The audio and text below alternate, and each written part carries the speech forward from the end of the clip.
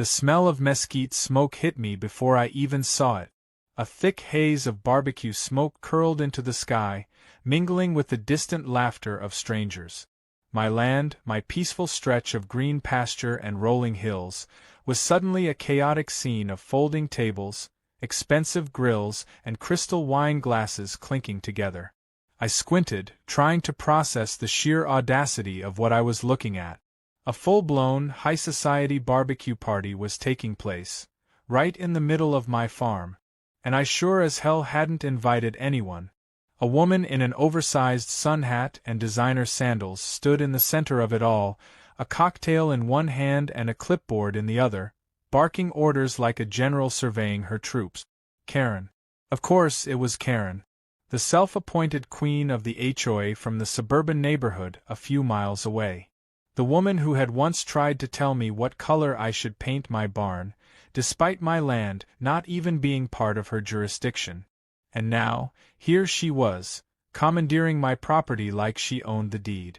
I stalked forward, boots crunching over the gravel, my pulse ticking faster with every step. A dozen HOA members milled around, laughing, sipping expensive drinks, and treating my farm like some kind of country club retreat. I caught sight of steaks sizzling on a grill, my steaks. My beef, which I had raised, fed, and butchered with my own 2 hands. A quick glance to the side, and I saw 2 kids yanking tomatoes straight off my vines like they were at a free-for-all supermarket. My stomach knotted, a slow, dangerous heat building in my chest.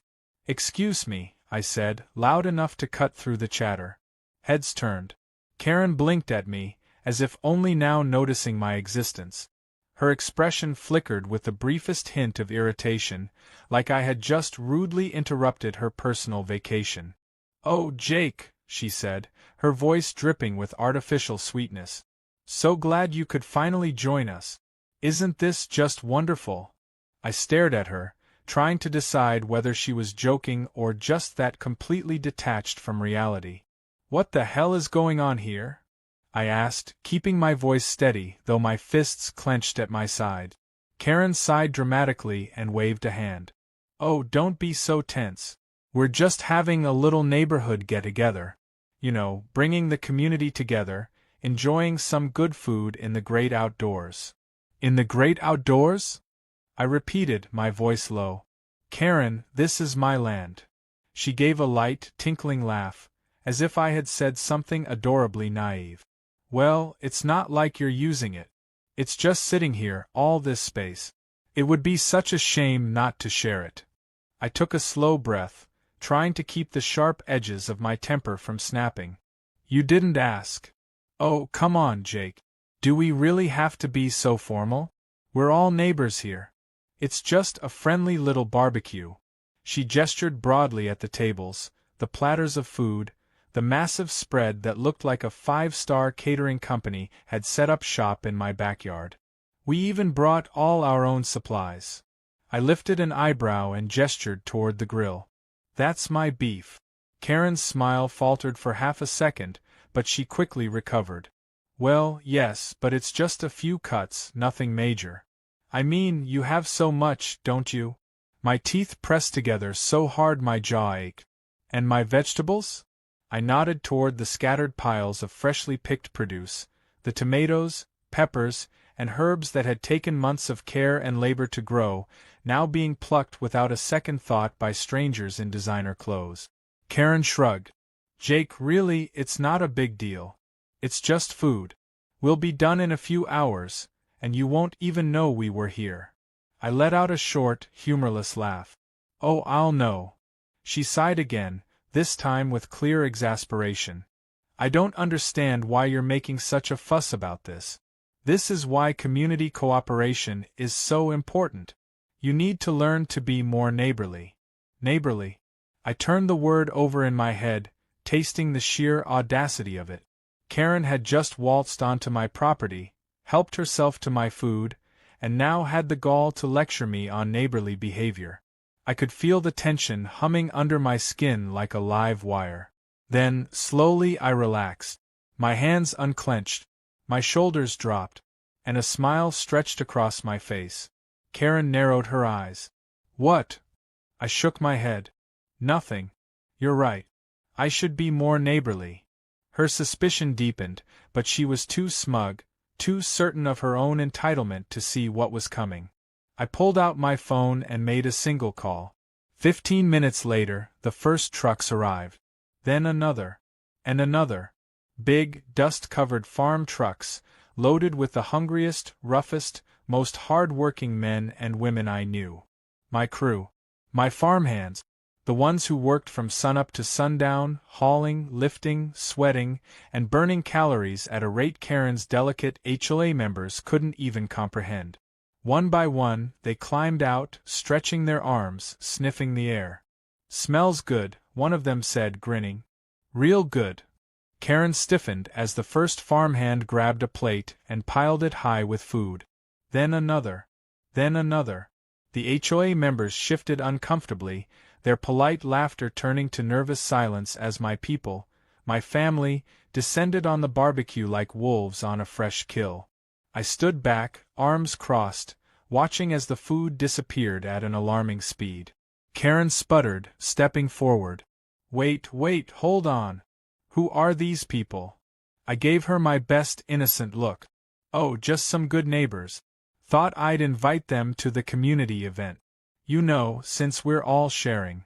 Her face turned a shade of red I had never seen before.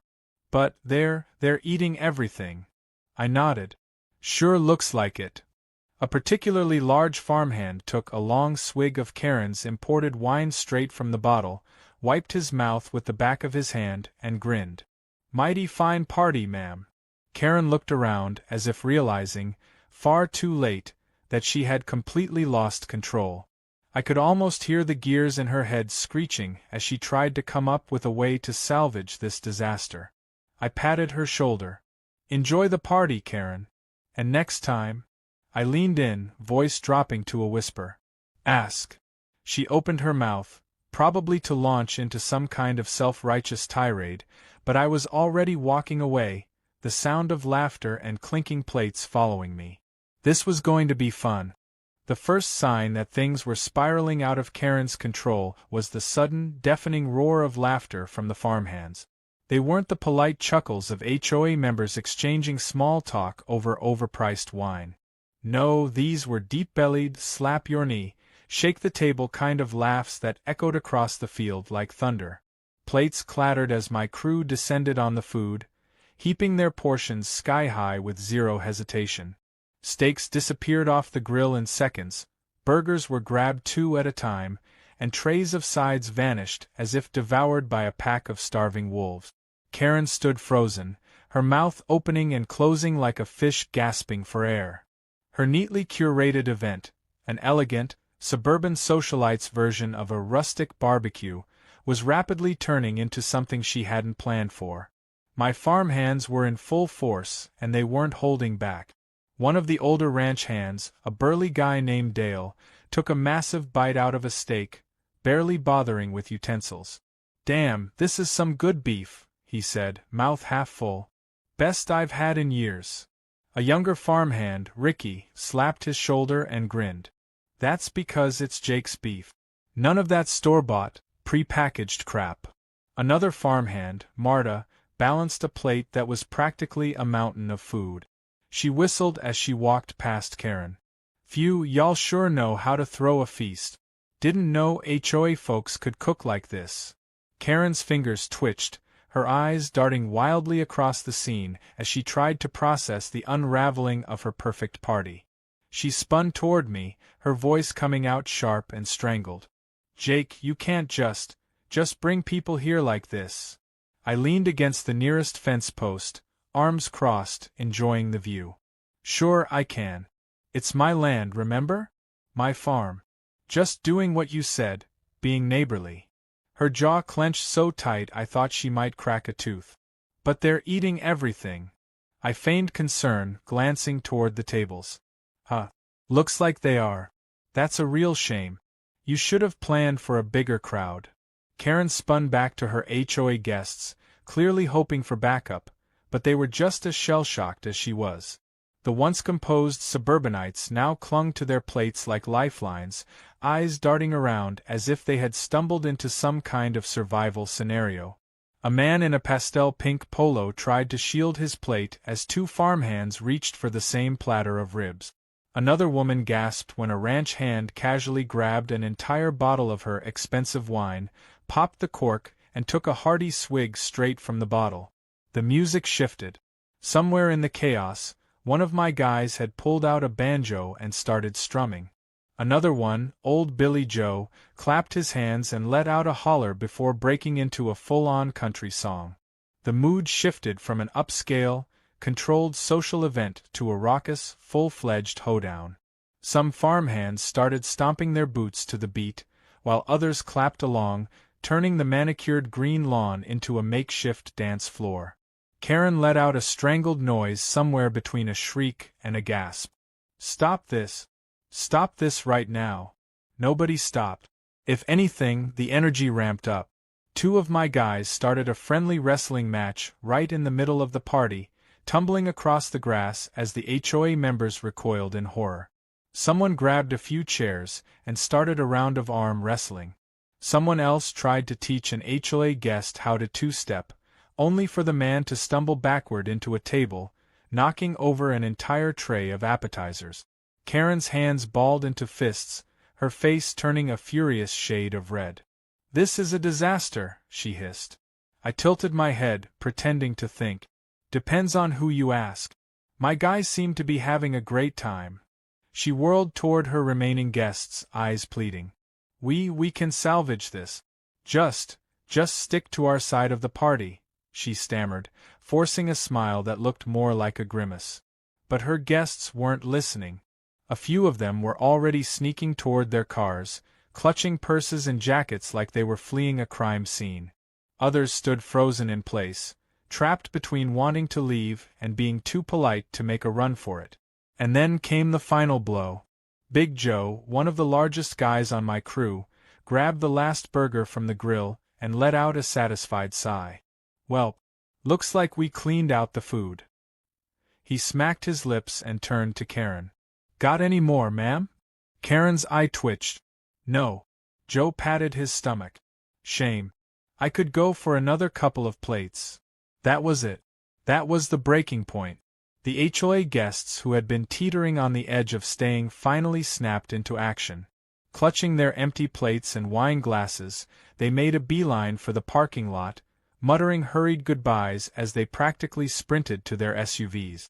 Within minutes, what had once been a pristine, perfectly arranged HOA gathering had been reduced to a trampled lawn littered with empty plates, overturned chairs, and half-spilled drinks. Karen stood in the middle of it all, shaking with fury. This is fun," I offered. Her glare could have melted steel. You ruined this." I gestured at the empty tables. "No, Karen. You ruined it the moment you decided to throw a party on someone else's land without asking." She opened her mouth, then closed it. For the first time since I'd known her, she looked genuinely speechless. I could see the wheels in her head turning, scrambling to find a way to spin this disaster into a victory, but there was nothing left. My farmhands, full and satisfied, began packing up, slapping each other on the back as they thanked me for the meal. I nodded in return, watching as the last few HOA members peeled out of the lot, their expensive cars kicking up dust as they sped away. Karen remained standing there, her perfect outfit now slightly wrinkled, her pristine image tarnished beyond repair. She turned to me one last time, her voice venomous. "This isn't over." I smiled. "I sure hope not."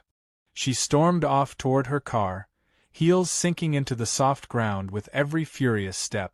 I watched her go, the last remnants of her disastrous event fading away into the setting sun. I turned back to my farmhands, shaking my head with amusement. "Well," I said, "that was the best damn barbecue I've ever been to."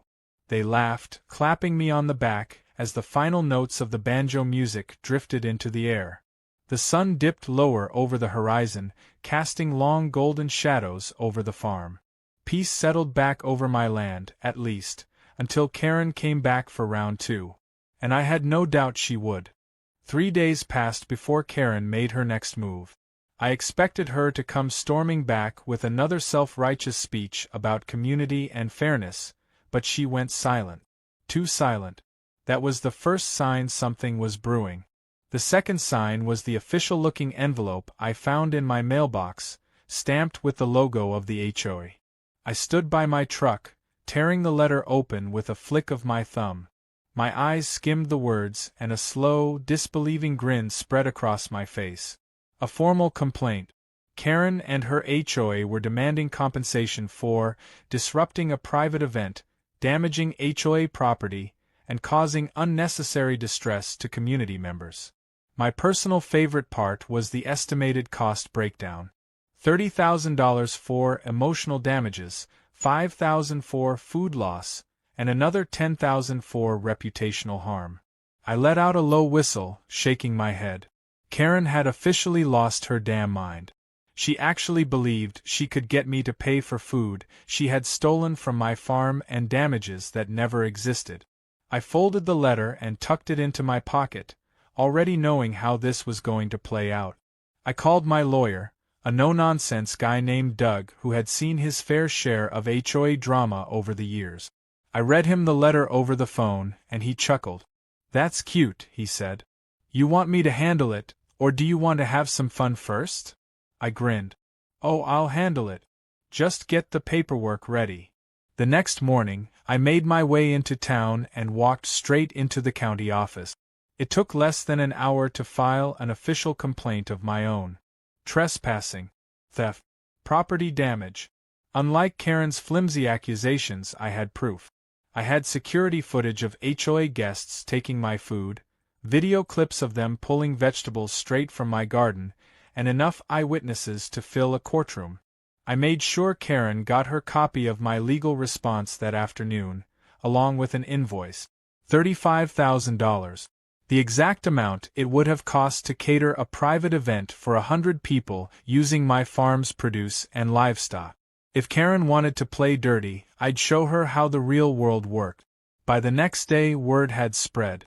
HOA members weren't thrilled to discover they were now facing a potential lawsuit because of Karen's unchecked entitlement. Some of them started calling me, trying to smooth things over, but I wasn't interested in negotiations. The damage was done. Karen had tried to flex her authority over land she didn't own, and now she was realizing that actions had consequences. 2 days later, a knock sounded on my door. When I opened it, Karen stood there, looking much less put together than usual. Her perfect hair was slightly out of place, and there were dark circles under her eyes. The confident arrogance she usually carried was gone, replaced by something that almost resembled desperation. "We need to talk," she said, forcing a tight smile. I leaned against the doorframe, crossing my arms. "That's so." She exhaled sharply. "Look, I'll admit things got out of hand. But this lawsuit? This invoice? This is ridiculous. We're neighbors, Jake. Do you really want to drag this through the courts?" I shrugged. "I didn't want to, but then you sent me a letter demanding money for an event you threw on my property without asking." Her smile twitched. "That was a mistake. Maybe we can both agree to just drop everything and move on." I pretended to think about it. Tempting. But see, the difference between us, Karen, is that I don't start fights I can't finish. She bristled. "Jake, I can't pay $35,000. I gave her a slow, considering look. "Sounds like a personal problem." Her nostrils flared. "You really want to do this? You want to be known as the petty farmer who sued his neighbors?" I grinned. "Oh, I don't think I'll be the one with the reputation problem. Your HOA's already turning on you, aren't they?" Her lips pressed into a thin line. She knew I was right. The HOA wasn't built to handle this level of legal trouble. The members weren't wealthy elites with bottomless pockets. They were just upper-middle-class homeowners who had wanted a well-manicured neighborhood. Karen had dragged them into a mess, and now they were scrambling to protect themselves. I decided to twist the knife. "Tell you what. Drop the complaint against me, pay for the food your guests took, and I'll withdraw my lawsuit." Her eyes darkened. "That's still over $5,000. I shrugged. "Better than 35,000. Her hands clenched at her sides. She knew she had no choice. After several tense moments, she exhaled sharply and nodded. "Fine." 2 days later, I received the payment in full. I kept my end of the deal and withdrew the lawsuit. But the damage was already done. Karen was officially voted out as HOA president the following week. Her own members had lost faith in her leadership, and no one wanted to be associated with the woman who had nearly bankrupted their little suburban empire over a barbecue. I sat on my porch the evening after the vote, sipping a cold beer and watching the sun dip below the horizon. The farm was quiet again, just the way I liked it. The last traces of Karen's disaster had been erased, and things were finally back to normal. For now, at least.